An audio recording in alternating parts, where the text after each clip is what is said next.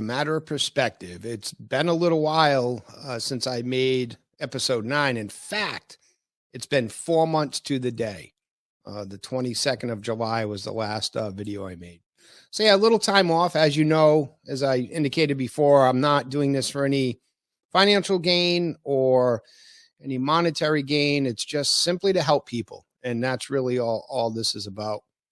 In the first episodes, honestly, struck some raw nerves with me, things that have been dormant for a long time. And every time I meant to do this episode, I'm like, I'll do it next week. I'll do it next week. And here it is 4 months later. So as I had said before, too, I wanted 10 episodes to end season 1. This is kind of like the test season, if you will. And then I'm pretty excited about season 2. It'd be a different backdrop. I am looking for a semi-permanent co-host, someone that will be on more often than not, and of course have guests as well. Some of the things we're going to do in episode 2 is actually have professionals on here. So when we talk about a topic, you know, you'd get some professional advice at maybe how to handle something or, you know, give you advice. And again, my dream also is to have a call-in type number in the future, do live episodes, but I need more people than me to do that. And I'm looking for sponsors. As I said before, it's not a cheap endeavor to do this, but that's okay. It's a labor of love. So today's topic is sadness and depression. So I think in today's day and age that sadness can be mistaken for depression for sure. Maybe you lost your job or maybe a dog died. All right. So that's sadness. When you wake up and you're not your chipper self and you're kind of down, that would be sadness. Depression's something on a whole nother level. And that's all linked to the anxiety and things of that nature as well. So depression, when you wake up and you don't want to get out of bed and you miss days of work, that's pretty bad. And you should get professional help for that for sure. But I firmly believe that a lot of the cases can be solved just on your own, where you don't need a clinician. You don't need medication, right? In today's day and age, they just slap a medication on you and call it a day, and they don't drive down to the root cause of the potential issue, right? And I have a problem with that. They do that a lot with kids too, as well. So especially, the holidays are upon us here, and if we've lost a loved one, there's a hole there, and it's a tough thing to fill. And I can definitely see, especially near the holidays, you're used to seeing that seat at the table filled and it's empty, so to speak. That's a real cause for sadness or a little depression to creep in. And what I tell my friends that have lost very close loved ones is, how would that person want you to be? Would they want you to be sad and down in the dumps, or would they want you to enjoy the holiday and enjoy company, enjoy family and friends, right? So that's one way you can think of it. But what if you're a couple, an older couple, maybe you don't have a lot of family, and that's more impactful, right? So now you're alone. Now you're suffering from loneliness, and that's a real bad thing. And that's why I say around this time, I do a couple of videos usually. If you know someone who's alone near the holidays, give them a call, shoot them a text. Just that little message can brighten their day. Invite them for dinner, invite them for dessert. Just that little inclusivity can really brighten up the holiday season. They really can. Even someone who's contemplating suicide, right? Just that call. Have you ever been, so think of it this way. Have you ever had some situation where you got a meeting, you got to meet someone, and you're in your head, you're kind of reading ahead and formulating how bad it's going to be, and now you get some anxiety about it. But then when you go there, it's like, oh, what was I worried about? right? I'm sure that's happened to everyone. So that's the kind of thing when someone's lonely like that and they're sitting there and no one is reaching out to them to show love or support, that starts festering.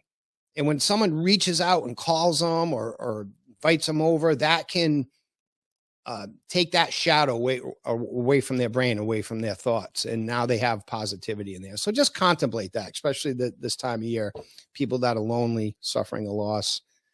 When you lose somebody, sometimes you think you need to be sad near the holidays. Like if you're not sad or glum, that somehow you're not honoring that person, right? So one of my friends, he kind of articulated that to me. I'm like, yeah, wow. No, right? Again, it relates to that person. How would that person want you to live? Would they want you to be down in the dumps, or would they want you to be happy and cheerful? So just contemplate that. Sometimes we need permission to be happy, right? And it doesn't mean you don't miss that person, right? So, yeah, if you lost a child, I just took some notes here. Yeah, you want to surround yourselves with loved ones. You don't want to be isolated. That's about the worst thing you can do, for sure. And the answer is not a bar, right? That's not the answer. That's not the ilk that you want to hang around with, because we all know how that can go, right? That may temporarily make you feel good, drinking and getting a little inebriated, but then the next day, alcohol is a depressant. And that's not a solution anyway, right? That can lead to even greater problems. So, but losing a child, I can't even imagine that, that hole, that space at the dinner table, on a holiday meal or something. That's heart wrenching. It is. But, again, you got to try to fake it till you make it, so to speak. Put that smile on and eventually time will heal. Try telling that to someone. We just, this past couple of weeks in that Dravet syndrome community, lost two children to Dravet. One of them was 25, so the holidays this year are going to be quite different, so again, that's some real sadness there, right? But depression, again, is when you let it go. And, and in that case, you may want to see a clinician, right? And the deep depression, by no means is this, advice on a medical level whatsoever. And that's something I want to do in the future, right? Get a clinician on and talk about those things. But so especially this time of year, right? Losing a loved one. Another one's money, right? Money is the root of all evil. I absolutely loathe money. I really don't like how we need it to do everything we do, right? Period. There's just no way around that. And in this time of year, right, we associate Christmas and with gifts, right? We want to give, but we want to give stuff, the latest gizmo, the latest gadget. And in a society like ours, we're driven by that. We are very, very much a materialistic society. There are things way more important than material goods, and that's time. And time you share with loved ones. For instance, my daughter, Angela, starting out, college grad, as a job, out on her own. If you remember when you were 23 years old, trying to make ends meet in your own. And last year, she gave Beth and I a gift that we haven't used yet, but is worth more than $1 million. And that's a time where we could take a little vacation, right? I think she broke it up. I think it was either 1 week or a couple weekends or something. But that's a gold nugget right there. And that's a gift of time, right? Time to watch her brother and give us a respite, which we desperately, desperately need. So we'll definitely be taking her up on that in the near future. Put yourself in the situation of a young family. Maybe someone lost their job and things are expensive now and they can't quite, get that gift that they want to get their child, right? It's a very tough thing. I'm not saying it's easy. So what do? We go to the old plastic, right? Just charge it up. And that gives you a dopamine hit right away. Like, cool, we're going to get this. Everyone's going to be happy. But then what happens, right? Come January rolls around, now you got to pay that, right? And that can lead to depression, sadness, anxiety, right? We kind of do it to ourselves, right? Maybe a handmade gift, So again, I know it's easier said than done, but Pick up a side job, kind of pay for those extra gifts that you do want to get. But it's more, and I don't like how Christmas is about the gift. I just, the older I get, the more disdain I have for that. Right. Yeah. But anyway, that's, yeah. So take that, leave it. But money, money is a very bad thing, and we can get ourselves in pretty good trouble with that. What about stress near the holidays? Oh, I got to go to Aunt Millie's. Are you kidding me? Or this guy drives me crazy. He's going to be in my house. And hey, just grin and bear it. Right? I mean, it's well, I'm very blessed in our family. We don't have that. We really don't have that, sincerely. I mean, we all have our little things, but it's not anywhere near to that level. But I know people who it's a time of high anxiety, right? Hey, just think about it. It's just a day. It's just a week. It's just, just grin and bear it. Try to find the positive things, right? I know some people listen to this saying, well, there isn't no positive things about my situation, but you got to look for the positive things, right? Change your perspective. Could be worse, right? It could be worse. Yeah. And health is another one that can cause us, pretty good depression, or anxiety. That's a real tough one.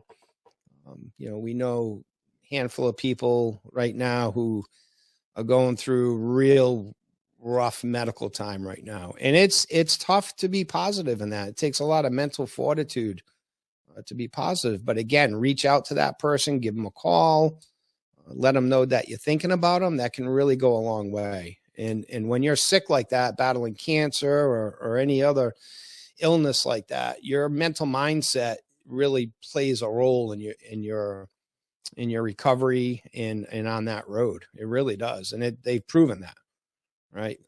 Being positive, being happy, can definitely help you get a positive outcome, for sure. Right. For sure. Yeah. I mean, that's, social media is another one that's one of my, that goes beyond the holidays. Social media can be used for good. It can be used for bad.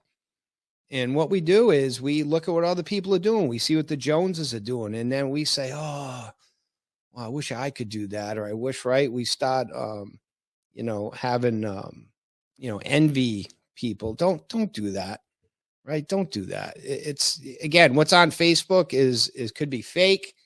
Probably, they're capturing one moment, and don't hold yourself to that. Do yourself a favor. Like we talk about bullying to kids, just put the phone down, right? Get off that app. And I know it's easier said than done because these phones, the social media is just ingrained in our society. That is not going away. I find myself sometimes getting caught up on, looking at my phone a little too often. I actually put it down. Like on Sundays, if you're trying, and people listen, the two people who are listening to this know that when, on Sundays, I'll make a concerted effort to leave my phone like in the kitchen, like away from me. And I feel better when that thing is not near me. I feel better. I'm not, despite what you think, having that phone in your back pocket or near you, you're thinking about that and you're going to pick it up. And, it's a big time waster, can be very much a big time waster. And, I know I say this to some of my relatives, they have the watch and like, well, I don't have my phone on me. No, you have your watch. Yeah, but it's just my watch. No, it's your phone, right? It grabs your attention. So yeah, put it down, right? Put it down. Yeah. But, yeah, that's about it. I mean, we touched on a lot of things here. The biggest thing though is love during this time of year. No matter whether you're going through depression for any reason or you're sad about anything, or on the flip side of that, if you know someone who's sad, going through some rough time, reach out to them. Just pick up the phone, invite them. This is the time of year where we kind of think about those things. Yeah, it's tough. And then there's like, people who have sick loved ones, like in our situation with Alex, that can add a whole new complexity to like a depression or a sadness. But again, you can't look what other people are doing. I like this saying here, you know, the Lord only gives you what you can handle, right? And one day at a time. And you're meant to be where you are at all times. Like what, good or bad, whatever situation you find yourself in, you're supposed to be there. So you have to embrace it, right? And we all forget about it. We all forget about it. Like yesterday, I was just having a bad day. And we have those, right? We wake up and we're just like not firing in all cylinders, right? Really tough to gain a positive perspective. And we have those days. That's okay, right? You just get through them, put on that fake smile if you have to, and get through it. And, you know, and wake up the next day with a different perspective. But I find talking to people is really helpful. Like just venting to someone is very helpful. Even with Alex, I don't talk about what's going on, or because I view it just me, my own personality flaw. I look at it as like it's complaining, but every once in a while, and it can be to almost a complete stranger, I'll just start venting, not in a whiny, complainy way, but just here's my situation. I just want someone to hear it. Right. So, yeah. And I really don't like the saying someone else always has it worse. Yeah, that's true. But, you know, just, yeah, it's tough, right? Life is about the journey, right? And none of us are going to have this rosy, perfect, ride. It's bumpy, right? It's bumpy. I seen a meme where it's like, this is how you plan something, right? It's like a straight line, right? That's your plan. And then it says, this is how it really went. It's all the squiggly line, right? So you got to enjoy those squiggly lines. You got to enjoy the path that takes you on, you know, enjoy each moment. And again, easier said than done. So, yeah, I don't know what else to talk about here. Again, I just wanted to broach the subject of depression and sadness, and the message of love. And giving is more than just monetary gifts. It's time. It's just being thinking of someone and letting them know, you know, that's a good thing there too. Yeah. So again, if you want to be a guest and share your story, reach out to us. I have a banner here. I'll just put it up here. Probably the last time I'll be doing it in this way, but the phone number is 508-677-7219. And my email is bdalpe, DALPE @comcast.net. So reach out if you have any show ideas for in January, which I'm pretty excited about. Again, new format, new video, probably going to have a co-host and get some professionals on here that'll share some seeds of wisdom. Because I do think a co-host is important. You know, you get some dialogue back and forth. Rather than just hearing my voice all the time. I think that's important. And I do believe in this message. I do believe in this channel. I do believe in our life as a matter of perspective to my core. And I don't always practice what I preach, right? I'd be lying to if I said that. And most people who say, oh yeah, I'm always happy. No, there's times when they're not, right? We're human, right? And we have all these emotions and things to deal with. So, yeah. So feel free to reach out. And if, yeah. So again, in January, look for the new channel, spread the word. And that's it. God bless. Have a great Thanksgiving. We have a lot to be thankful for, and truly count your blessings, right? Look at that glass half full and not half empty. I think I said in a previous show, if I didn't, I'll say it here. The only time I officially went to therapy, well, it was twice, but once, like the second time I just went to one session. But before that, when I was probably my daughter's age, probably like 23, I suffered from negative thinking, meaning the glass was always half empty, half empty, half empty. And I really recognized that was a problem with myself. So I talked to my mom at the time about it. She goes, "I want you to go to a counselor." So I did. I don't know how many sessions I went to. It wasn't a lot, maybe 8. And this woman really helped me to look at the positive, right? But it doesn't happen like that. It took cognitive, deliberate effort every day. So when I found myself, so if you're like this is what worked for me. when you find yourself looking at something half empty, change it around right there. Just stop that thought process and look at the positive side of it. And it takes months, right? But once you change those neurons, those pathways on how you think, it truly, I'm a half full guy all the way, right? I mean, granted, sometimes, you fall off that wagon from time to time, but most of the time I'm a very positive, look to the positive for sure. Ask anyone who knows me. And that was why, because I had to practice it. And once you do it, it's kind of like that fake it till you make it, right? That's the same thing. Like if you lose someone or you got to fake it till you make it. And eventually that time will allow you to be happy again and to be positive. Here's another thing too. I see a lot of this, and I mentioned this in an earlier show, is all these single people out there who are on Facebook whining that they're not, that they are single, right? That's not how you attract the opposite sex, right? There's a reason for that. So what do I mean by that? I mean, don't stay in your house all the time, right? Go out and maybe, join a church community where they do functions all the time. And you got to get out there, right? Finding someone online. I know they get the dating apps, that's for sure. And actually I know a couple people like my cousin, they met each other. My cousin's wife, they met each other through one of those services and got 2 beautiful kids, and it's great. But that's not for everyone. But going on Facebook and just complaining about it doesn't do any good, right? Doesn't do any good at all. And that can attract some unwanted comments. And then instead of getting a dopamine hit from likes and now you're dealing with a bunch of negativity. So don't open yourself up for that, right? Just don't do it. Surround yourself with friends and family and, get out there and socialize, right? Since COVID, that's been, COVID really did a number on everyone in that regard, especially kids. We won't even talk about that.